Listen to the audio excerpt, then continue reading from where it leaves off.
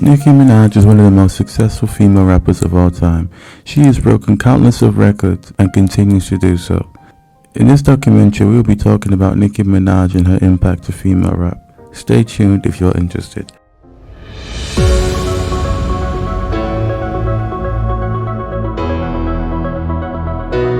Hi, welcome to the Celebrity Gossip Channel. In this series, I will be talking about numerous celebrities, activists, actors, singers, rappers, you name it. In this video, I'm going to be talking about Nicki Minaj and her rise to fame.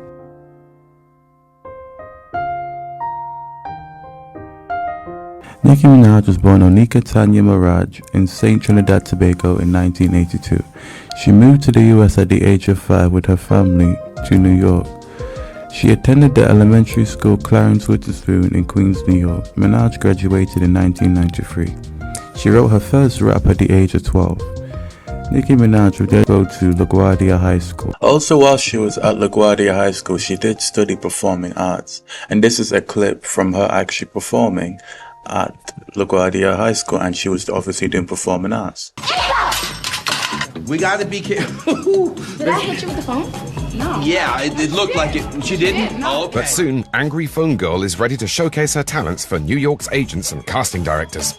You are building up a fantasy that is never gonna happen. Ooh, would that be the fantasy? Nicki Minaj performed in a rap band with her backup dancers Safari Samuels, 7up and Lou Star before she started a solo career.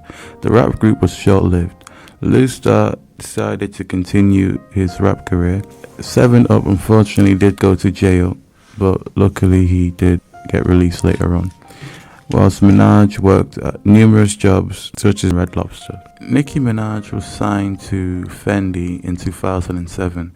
She would then go on to release her first mixtape on July 5th, 2007. Nicki Minaj and her mixtape were very influential in rap because it gave the general public a taster of who she was as an artist. It also allowed her to grow a fan base. She began using the first social medias that began getting popular, like Twitter and MySpace, which was very good for her because it let her grow out her fan base even before social media became the huge phenomenon that it is today. Her mixtapes did get a lot of good reviews, and it allowed her to embody the essence of femininity in her personality, and it also allowed her to showcase her confidence in her music, which was mainly showcased by men in rap. In 2008, Nicki Minaj was featured on the iconic Come Up DVDs.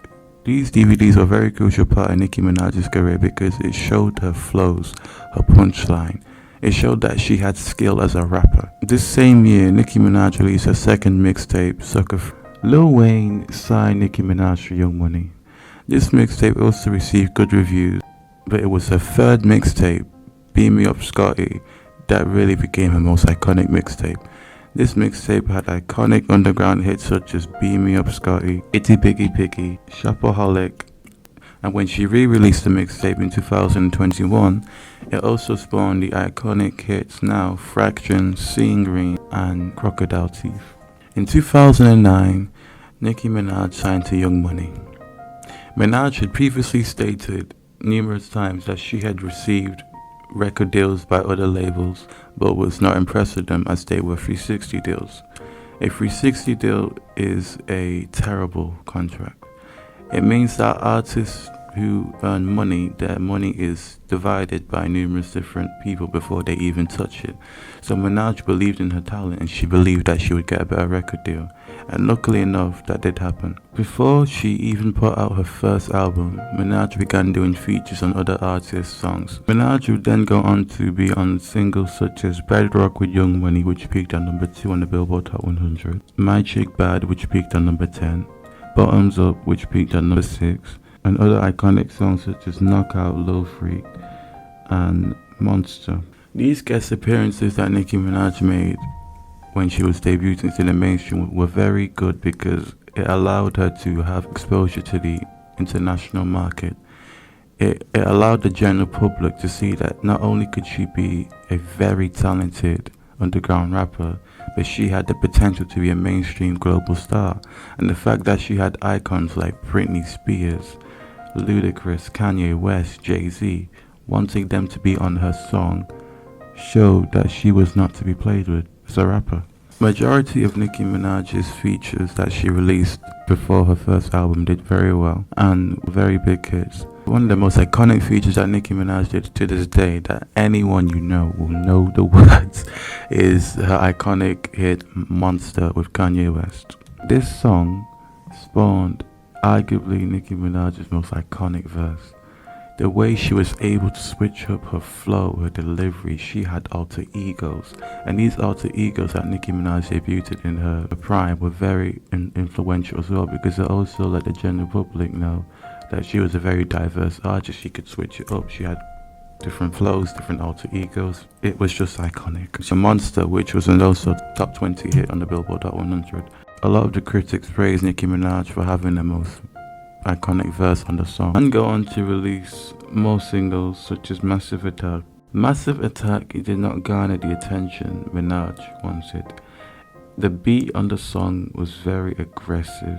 The problem with Massive Attack is that it was clear as day that she was a very diverse artist, but the problem with the song is it did not showcase her rap ability.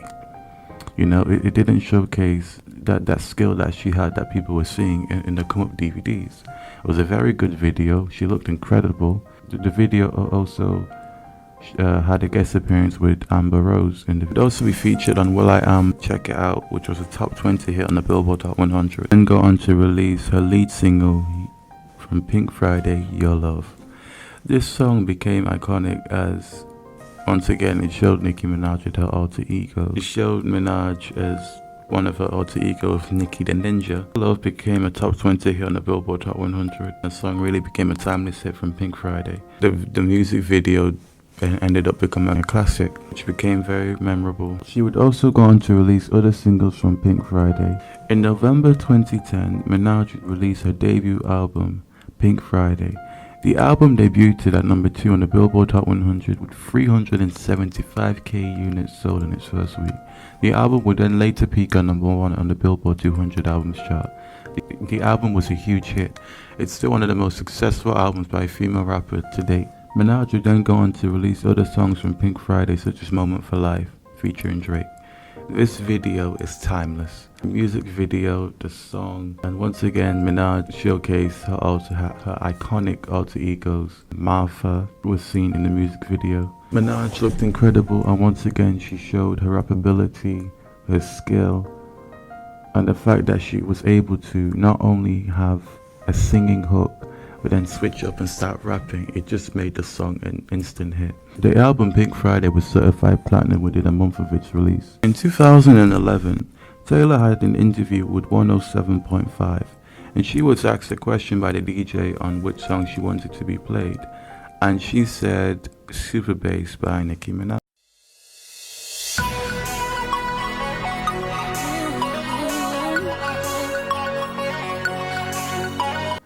After this, Super Bass became a huge international hit. The song spent 16 weeks in the top 10. It peaked at number 3 on the Billboard Hot 100, and it entered the top 10 and charts all across the world. The song has over 950 million views today at the time of this recording. It is just a timeless song. The song has since been certified diamond in the US. It sold over 10 million copies in the US alone. It's key to note that this song was successful before the streaming era, and it actually sold 10 million in 2015, meaning it sold 10 million copies in pure sales. So this is a huge achievement because a lot of artists, they mainly go diamond in streams. So the fact that she was able to do that in pure sales is incredible. Minaj would then go on to thank Taylor Swift for her help in the impact of Super Bass. Super Bass ended up becoming Nicki Minaj's breakout single. The song took her to the mainstream and she won numerous accolades. She won AMAs, Billboards, and ended up winning Woman of the Year at the 2011 Billboard Awards. She won countless accolades because of this song. The song truly was her breakout single. One of the reasons why Nicki Minaj's Pink Friday album was so successful is because she had this ability to be versatile. And as an artist, versatility is very important. She understood that in order to be mainstream, you do have to appeal to the younger demographic, and you also have to appeal to what people like to listen to. And because pop music was such an influential part of the 2010s decade, she had to use that in her music, but without losing sight of who she was as an artist. That's what made songs like Super Bass, Moment for Life, Right Through Me, is they all had essence or a sprinkle of pop, but she was rapping. She was rapping, so it showed her versatility as an artist. Pink Friday would also go on to have iconic singles such as Dear Old Nikki, Did It On Them. Now, Did It On Them, oh, it was a classic. Did It On Them, the beat, it was everything. Also would spawn iconic lyrics in the song, so which would also help making the album so successful, is the lyrics Minaj would have. A lot of her lyrics have become used a lot. In this same year, in 2011, Minaj would then go on to make numerous appearances on a lot of hit songs such as Till the World Ends remix with Britney Spears and Kesha, which peaked at number 3 on the Billboard Hot 100. Letting Go with Sean Kingston, which peaked at number 35 on the Billboard Hot 100. Where Them Girls At with David Guetta and Flo Rida, which peaked at number 14 on the Billboard Hot 100. It was really Nicki Minaj's year. She was dominating. Minaj would also release a hit with Big Sean, Dance. This song also spawned another iconic Nicki Minaj verse. Dance with Big Sean peaked at number 10 on the Billboard Hot 100. Young Money was a huge, influential part in Nicki Minaj's career. This is because Lil Wayne signed Nicki Minaj to Young Money in 2009. He knew that Nicki Minaj would be a huge star, and he also signed the other legend, Drake. And because Young Money had 3 big people, Lil Wayne, Drake, and Nicki, they became the face of Young Money. So because they were able to push that in the brand, Drake and Nicki Minaj ended up hitting the mainstream at similar times. So they both started off at the same time, they both hit the mainstream around a similar time. The same year, in 2011, Minaj would also have iconic hits with Drake, such as Up All Night and Make Me Proud. This song is arguably also one of Nicki Minaj's most iconic verses, as the song, she was outdoing the rapper on the song. Nicki Minaj has become this rapper who people know if you have her on your song, she is just gonna kill it. She's just gonna kill it. She's just gonna have the standout verse. That's why she has so many iconic standout verses, such as Bottoms Up, Get It On Them, Up All Night, Make Me Proud. Because a lot of people know that when you have her on your song, the attention is on her. She was on a song with Kanye West and Jay-Z in her prime, and no one was talking about them. They were talking about Nicki Minaj. So when you have a rapper like that, she's always gonna have the standout verse, and that's exactly what happened whenever she would collaborate with Drake.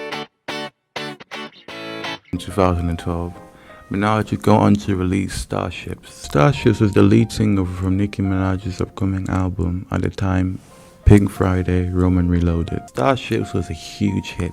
It sold 287k copies in its first week. It debuted at number 9 in the Billboard Hot 100. It would later peak at number 5. It spent 22 weeks in the top 10. It was a huge hit. It has sold 10 million copies in the US alone. It is currently eligible for a diamond plaque. It has sold over 20 million copies worldwide. It became a huge hit. It also would go on to enter the top 10 in countries such as the UK. Minaj would then go on to release her top 20 hit, Vava Voom Voom. Vava Voom Voom is a iconic song as it showcases what, a lot of the stans call on Twitter, Pop Nika. Pop Nika, it was a phrase created by, the Barbs on Stan Twitter. Pop Nika is Pop Nicki. When she's singing on the hook but rapping on the song like a Super Bass or a Starship, it showcases her versatility again, and that's why Vava Voom became an iconic hit. The album also spawned the single Right By My Side featuring Chris Brown, which peaked at number 51 on the Billboard Hot 100. The song is one of Nicki Minaj's most viewed songs on YouTube. At the time of this recording, it currently has 488 million views on YouTube. It is one of her most viewed songs on YouTube. It is also her most viewed song from the Pink Friday Roman Reloaded era. Second most viewed song is Starships, which currently has 434 million views on YouTube. at the time of this recording. She would also then go on to release the song Pound the Alarm,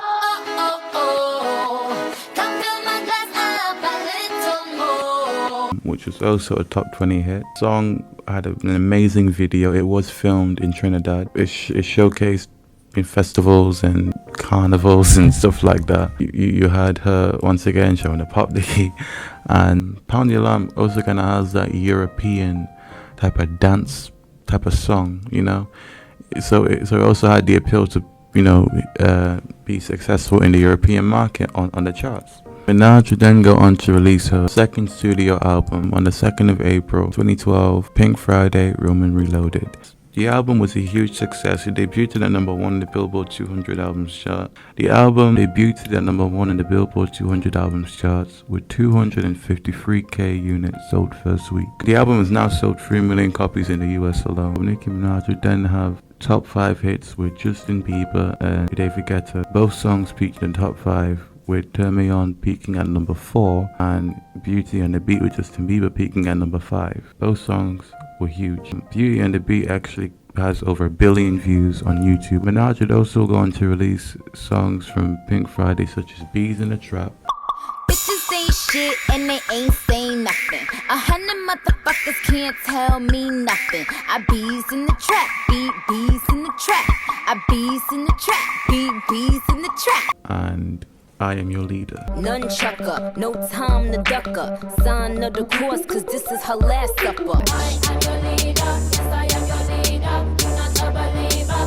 Yo. On November 19, 2012, Minaj would then go on to release Roman Reloaded, the re-up. The album would be another version of Roman Reloaded, but a more hip-hop version, but with new songs such as High School, because when Minaj released Starships, she received a lot of backlash by hip-hop heads as they felt that she was a sellout. They felt like she was going too pop, which some fans believe was the reason why she stopped really doing pop music for a long time.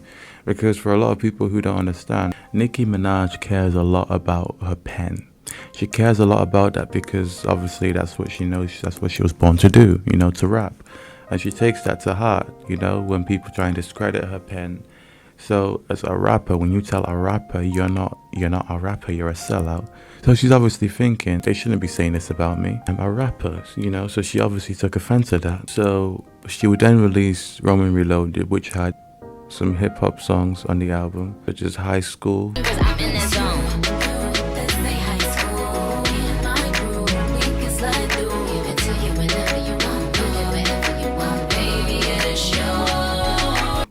with Lil Wayne, which became a classic. She had songs with Rick Ross and Cameron called I Am Your Leader. She would have songs such as Freedom, which also became a fan favorite. And later in 2012, she became a judge alongside with Mariah Carey, Randy Jackson, and Keith Urban for season 12 on American Idol. Minaj and Carey's feud became interesting.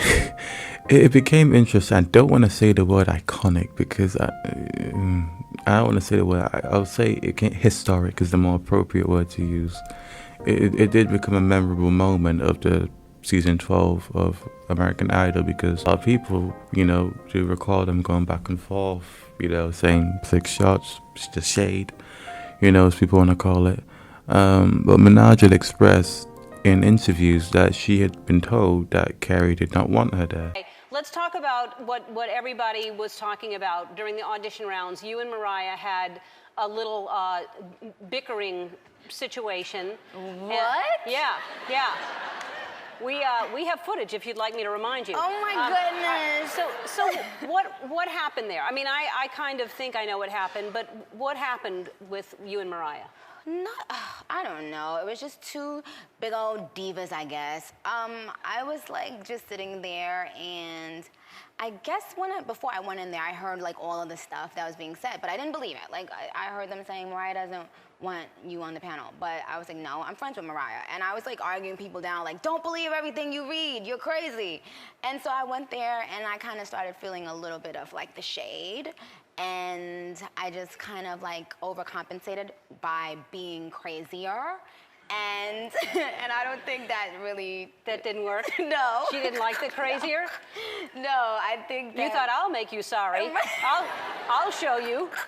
So, Kind of, not like that, but I just was like, you know, like if you know someone maybe doesn't like you, it's kind of like, now you're gonna like really like go in and show, hey, because it's like a defense mechanism, you know what I mean? Because Yeah. it's really that your feelings are hurt and you can't believe it, so Right. then you kind of like just compensate with being Right. crazy. right. Mariah Carey had been told that she would be the only female star, but as Minaj is currently at her peak, obviously the show wanted, you know, one of the most successful new artists on their show, you know. So Mariah Carey apparently felt like she had been lied to, so I'm guessing she did kind of take that out on Nicki Minaj. So I could understand both sides of the story, but, you know, you probably would have wanted someone being disrespectful to you if you've done nothing to them, because this whole fiasco kind of confused the general public, because they had a song 2 years prior to American Idol about my face. Young Money, Nicki Minaj. The song was a fan favorite. It also gave Nicki Minaj a glimpse to the mainstream, as Mariah Carey is obviously, you know, a legend and one of the greatest singers of all time. So their feud, it did confuse people. People were confused. There were some people saying that it was for attention and that it was staged, but, you know, you had a producer suggesting that obviously that wasn't the case and that Minaj was actually not the problem. I will tell you this, that it was raw and real. Right. And the one you think was the problem, she wasn't the problem. Right. Nigel? It was Nicki Minaj. No, she wasn't. Not saying. It was Nicki. Nicki was not the No, problem. not the problem. Oh. So it was and it was a nightmare experience. So it later kind of confirmed the tea that she had been saying. In 2013, Minaj was mainly on American Idol. He would have features out there with French Montana called Freak. I'm Out with Sierra. She would be on I Wanna Be With You. Oh, that song is a classic. That song is a classic. I Wanna Be With You, again, one of her most top verses. She just murdered the song. I wanna be where the commas a be, but I need a hood nigga with the llama degree. Get the limited edition Audemars be in a pivotal position, got a pardon the fee. Cause he bought a couple bags and he sent a couple whips and he took a couple trips and his dinner in the mix. And he never win the other chick fighting like he's slick, cause his love was to the shit and she could never be nicked. She just murdered this song. Like, you knew she was gonna do, as soon as she like just went out, you just knew she was gonna like kill the song, you know. Like, again, one of her top verses, she was just switching. She wrote the beat of the song effortlessly, you know. So she also would release other features with Nelly, Get Like Me, Twerk It with Busta Rhymes, Somebody Else with Mario, Tap Out with Rich Gang. Then in 2014, Minaj would be in her Pink Print era. I often heard a lot of fans say in 2013, when Minaj stopped wearing the crazy outfits that she had been known for, because people knew her for the alter egos, they knew her for the personality. And in 2013, she started toning it down a bit. She often wore blonde wigs with the black roots. I've often heard fans say that that was her transitioning, you know. She was transitioning or teasing Onika. Her releasing Onika, because we knew her as Nicki. The Pink Print was more about Onika. It showcased her vulnerability. So in 2013, some people have said that she often wore those blonde wigs with the roots out to show that she was going from that to her natural hair. Because in 2014, she mainly wore her natural hair because she wanted to show us Onika. You know, the Pink Print was a very vulnerable album. She talked about heartbreak, an abortion that she had when she was younger. So the album would later go on to be a huge success. The album was released in December of 2014. Minaj would release the lead single, Pills and Potions, which peaked at number 31 on the Billboard Hot 100. She would later go on to release the iconic single, Anaconda. Boy, toy named Troy used to live in Detroit. Big dope, selling money, he was getting some coins. Wasn't shootouts with the law, but he lived in a palace. Bought me Alexander McQueen, he was keeping me stylish. Anaconda was one of the biggest songs of 2014. The song originally debuted at number 19 on the Billboard Hot 100. After she released a music video a few weeks later, the song rapidly jumped up to number 2 on the Billboard Hot 100. It spent 8 weeks in the top 10. The song was a huge hit, and the song actually broke the Viva record, the YouTube record, for the most views in 24 hours, with a rapid 19.5 million views in just 24 hours. That's huge, you know, for a solo song. And this became a huge record that has still been undefeated to this day. The song currently has over 1 billion views on YouTube. It is her most viewed solo song on YouTube. She would also later go on to release her song Only with Drake and Lil Wayne. I never Wayne, I never Drake. All my life, me fuck's sake. If I did, I'd menage with him and let him eat me like a cupcake. Only peaked on number 14 on the Billboard Hot 100. Hook of the song was sang by Chris Brown. The song became memorable because, once again, you know, Nicki Minaj has always been known for some of her most iconic lyrics, you know. In 2015, Nicki Minaj, Madonna, Beyonce, Rihanna all signed an incredible deal with Tidal. Minaj became a co-owner of Tidal. She earns 3% of what Tidal makes. Now, if you actually add up that figure, it is a huge amount. And there was actually a study back in 2021 that said all co-owners of Tidal reportedly receive $8.9 million following Jay-Z's recent Tidal deal. You know, she makes a lot of money. She makes a lot of money. Minaj was currently dating Meek Mill around this time. This was interesting because, you know, she's always called Drake her brother. And unfortunately, you know, the person she was dating began to beef with Drake.